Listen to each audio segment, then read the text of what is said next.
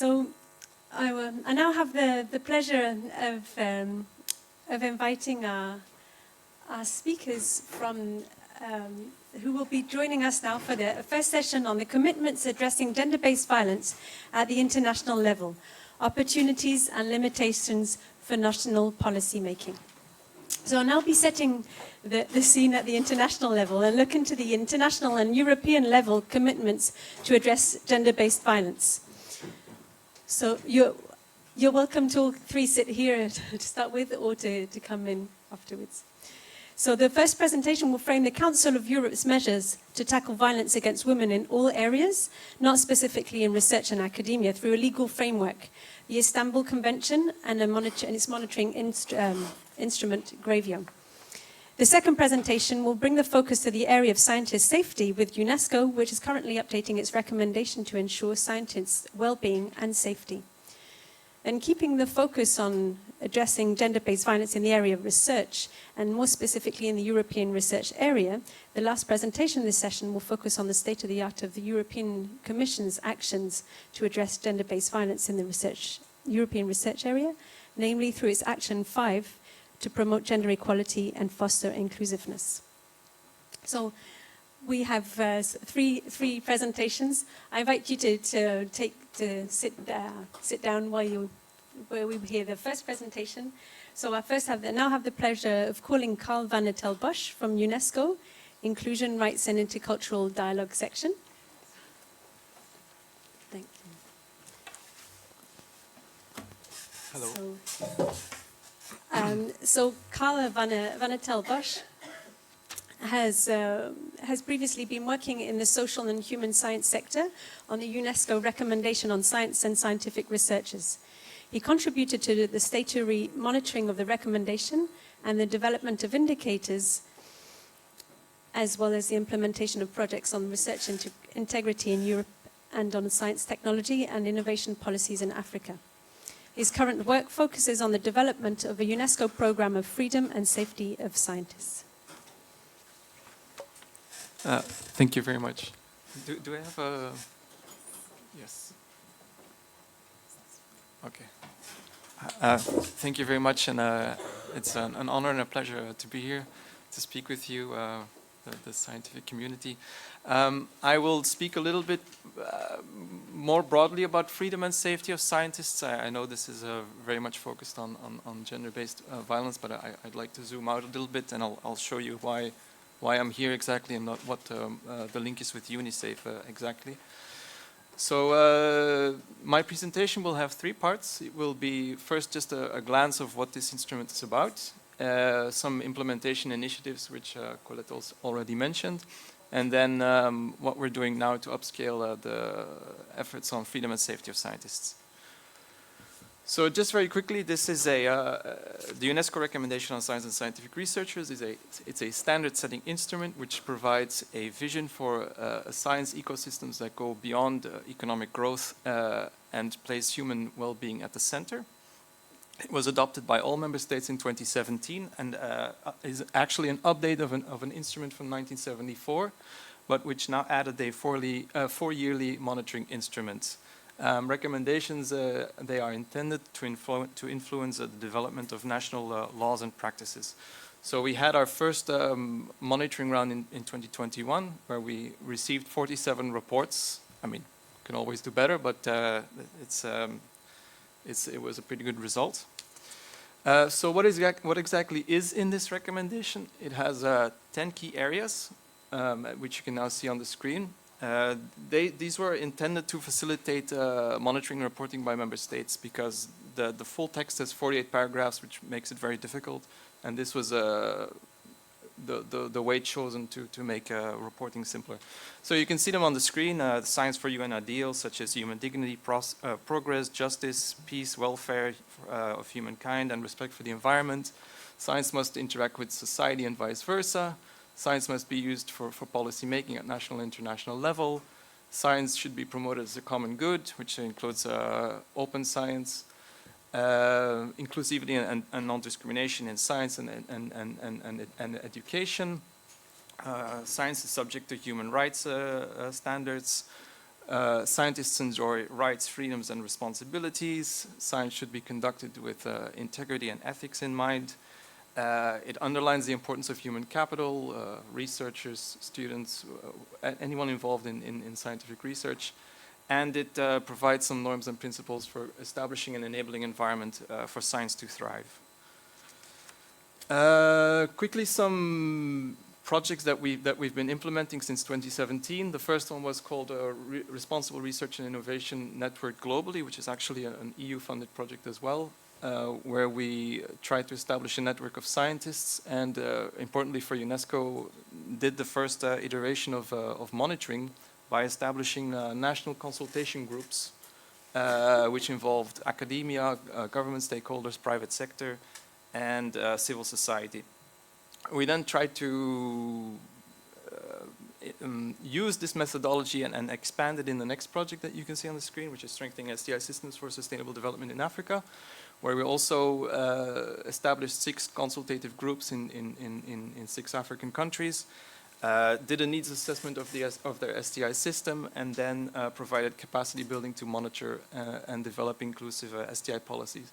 And I'm happy to say that this led to 5 revised STI policies, or 2 brand new even, which have a significant component on scientific freedom and gender equality.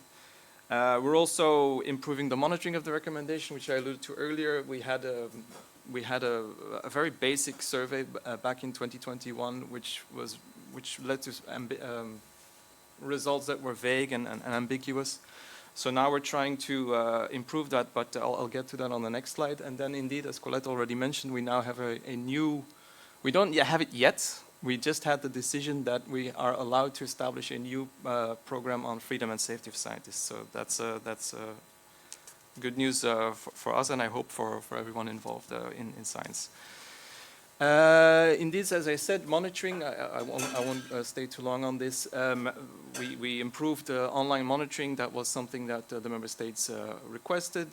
We have a platform for that, which is called GoSpin, where you can find policies and legal frameworks categorized, and you can read them in full, which helps member states to identify gaps and to learn from each other. We're currently working on indicators, another thing that member states requested, so that you can measure progress over time and in a more systematic approach. Actually, we have 2 more workshops with experts in December coming up, and we still have some seats left. If anybody is interested, please let me know. Because we plan on finalizing the draft indicators framework and then presenting it to member states. And some of these indicators are about gender equality, are about freedom, are about safety. Okay, then now I'll try to zoom in more to the topic. This year we had an item tabled by the Netherlands, by the Kingdom of the Netherlands, at our executive board, which was titled Strengthening the Implementation of the 2017 Recommendation on Science and Scientific Researchers. And there you can find one paragraph which highlights that UNESCO needs to strengthen the work on freedoms and responsibilities of scientists in particular, and in line with its paragraph 46, which means review the conditions of scientists periodically. Did I go too fast? Yeah. So where can we find freedom and safety in the recommendation? Mainly in these 3 key areas, which is key area 5 on inclusive and non-discriminatory work conditions and access to education and employment in science. And by non-discriminatory, I mean on the basis of race, color, descent, sex, gender, sexual orientation, age, native language, religion, political or other opinion, national origin, ethnic origin, social origin, economic or social condition of birth or disability. So this is something member states agreed to, and this is something they need to report to. The other 2 are about the rights, freedoms, and safety of the rights, freedoms, and responsibility of scientists, where you can find a few more paragraphs that come from the full text, highlighting autonomy and freedom, protection from undue influences, freedom of expression, safety of researchers, and from hostile and dangerous environments. So we have the mandate.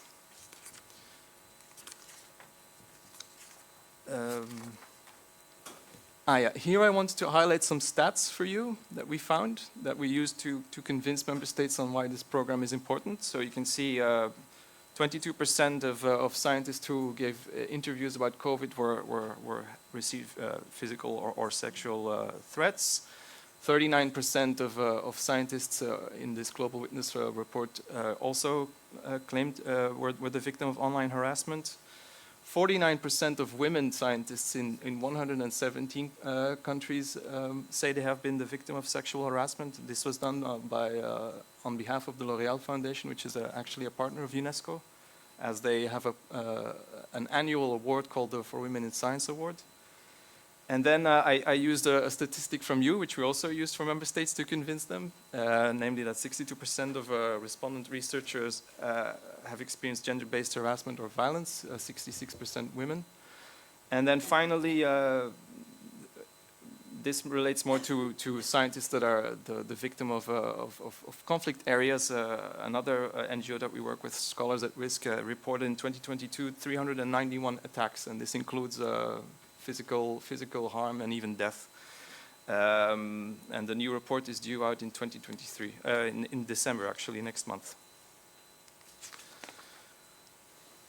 So again, what can UNESCO then do about this? First, we wanted to have a dialogue with the main stakeholders, which are scientists on the one hand and policymakers on the other hand.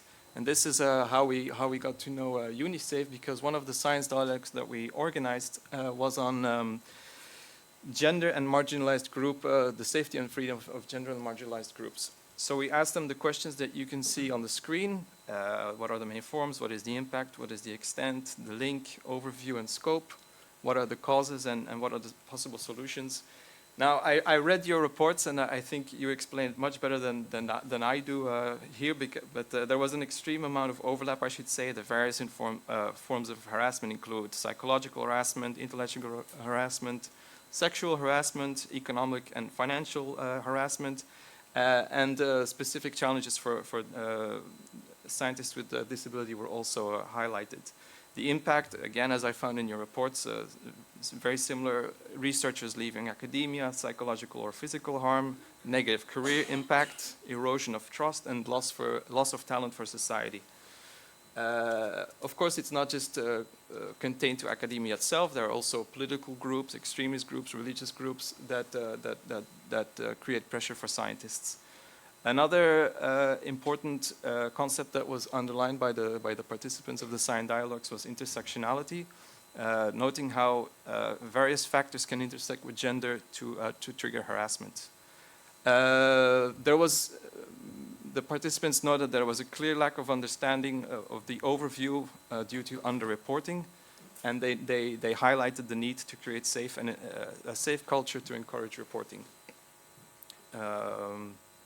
Some of the causes are related to power imbalance, cultural patterns, political agendas, and possible solutions include formulating accurate concepts, codifying them, monitoring and implementing policies, and involving stakeholders throughout the entire process, which is what we're trying to do as much as possible.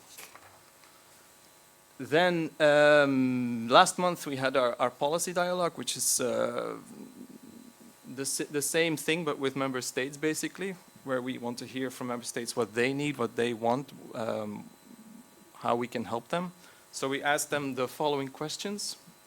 What is understood by safety? What can states do? What do states need? And what should be a call to action? And I must say we was quite successful. 35 member states showing up. That's because it's a bit of a new topic, let's say, and we had quite overwhelming support. The dialogue we underlined. Discussed internal and external aspects.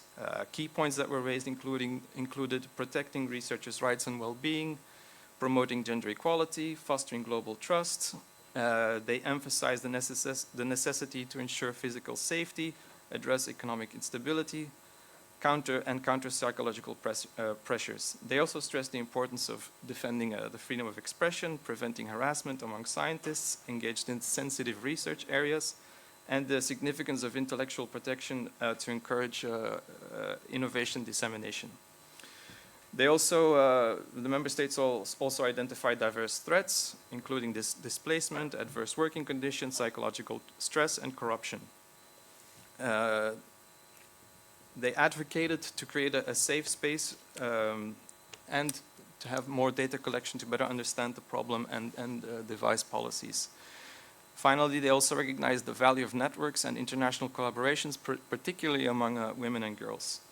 As I said, we asked them what should be in a call to action, and some of the elements include outreach efforts, a platform for dialogue and knowledge sharing, data collection and monitoring, capacity building, international standards and guidelines, such as the recommendation, policy and legislative measures at national level, and fostering alliances and international collaboration, which includes scholarships, mobility of scientists, joint research, information sharing, and so on. So what did all this lead to? Our brand new mandate since last week. We have a new resolution that member states approved, which basically says that that UNESCO can now establish a program on the promotion of scientific freedom and strengthening the safety of scientists. I also put the previous paragraph there because this was actually added by one of the member states, emphasizing the role of women and youth. This is an amendment. So just to show you that member states are committed to this. And now, again, 31 member states took the floor during this debate, which means an overwhelming support. It was a 3-hour-long discussion, which for me that's good because otherwise I think people are not interested. And only 2 member states actually expressed concerns about scientists facing unilateral measures being taken by other member states, and making sure that we develop this program in close collaboration with member states so that everybody's on board. UNESCO, in the end, it's an intergovernmental platform. We have to make sure that we address member states' needs and that we don't politicize situations. So here are some elements that will be in the program. Again, it's not yet fully developed. We just received the mandate last week. But one of the things will be a dedicated space or platform for regular dialogue with science policy advisors, but also with scientists to better understand the situation, to learn from each other. Convening a ministerial roundtable to give political weight to this topic. Data collection and analysis is very important so that we better understand and can help implement policies, react, and so on. Advocacy and awareness raising among the general public, among policymakers, but also among scientists themselves, and hopefully go to a call to action. This is not yet certain, but we hope that we can do that in the coming year. Building institutional capacities, and as I said, fostering alliances with key stakeholders in close collaboration with the member states. So finally, to conclude, what are the next steps? We are working currently on a policy paper that will try to better understand this issue of safety of scientists with some key to help member states take decisions going forward. We have to develop and implement this new program starting next year when the new program cycle starts, in close collaboration with stakeholders, including such as yourselves. Create and enhance partnerships, collaborate on specific issues, again, data collection, advocacy, very important, and elevate this issue on the international agenda. It's a little bit our dream, our aspiration to put this on the same level as the UN Global Call of Action for the safety and impunity of journalists. So UNESCO works on journalists, artists, and now we have scientists, so we're completing our repertoire. Voilà, that's it. Thank you.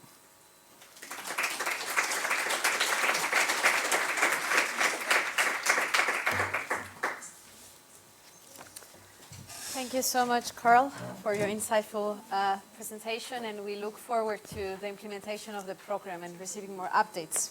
So our next presentation for this session will be offered by Olina Karitonova, member of Grevio, the monitoring body of the Istanbul